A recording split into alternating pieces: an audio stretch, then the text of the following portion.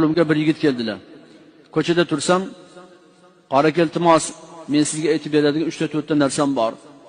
Shuni jamoatga ayting, jumalarda ayting deb o'zi iltimos qilganligi uchun aytib beraman. O'sha yigit qanday hikoya qilgan bo'lsa, shundaycha aytib beraman. Ba'zi bir behayo so'zlar bo'lsa ham mendan xafa bo'lmaysizlar. Shu yigitning o'zi aytayapti. Ibodatga kirdim, alhamdulillah. Ibodatlarni ado etyapman, lekin shahvatimni bo'yinsindira olmayapman deydi.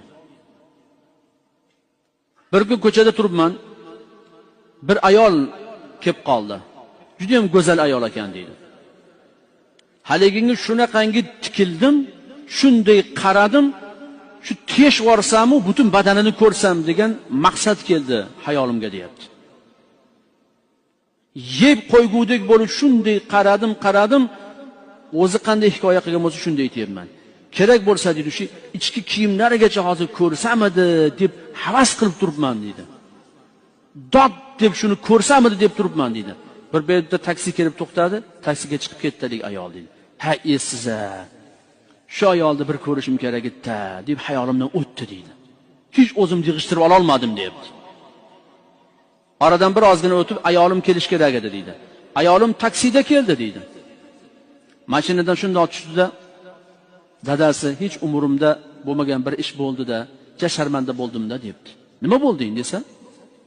Taksida kelayotgandim, o'z-o'zidan ko'ylagimning oldidagi zamogi tarsillab yorilib ketsa-da, taksichining oldida sharmanda bo'lib shuni bekitib, zo'r o'zimni o'zim uddaramda qoldim. Bilmayman, o'zidan o'zi yorilib ketdiligi zamok. Yechilib ketib qoldi. Hech bunaqa bo'lmagan edi. Hayron bo'lib qoldim degan edi. Tang aytib peshonamga urdi deydi. Ha. Xiyonat javobsiz qolmaydi. Shuni bilib qo'yinglar yigitlar. Kim o'zini xotiniga xiyonat qilayotgan bo'lsa, bilingki sizning xotiningiz bilan ham kimdir o'ynashadi. Xotiningizga xiyonat qilayotgan paytida o'zingizni xotiningiz ko'z oldingizga kelsin. Xotiningizga xiyonat qilayotgan paytida singlingiz ko'z oldingizga kelsin. Opangiz ko'z oldingizga kelsin. Onangiz, qizingiz ko'z oldingizga kelsin. Chunki zino, xiyonat hech qachon javobsiz qolmaydi. Siz kimnidir xotini bilan o'ynashar ekansiz, albatta sizning xotiningiz bilan ham o'zga odam o'ynashadi. Siz birovga shahvat bilan tikilib qarar ekansiz, sizning xotiningizga ham kimdir tikilib qaraydi. O'sha yigitning o'zi shunaqa deb aytganligi uchun men ham aytayapman.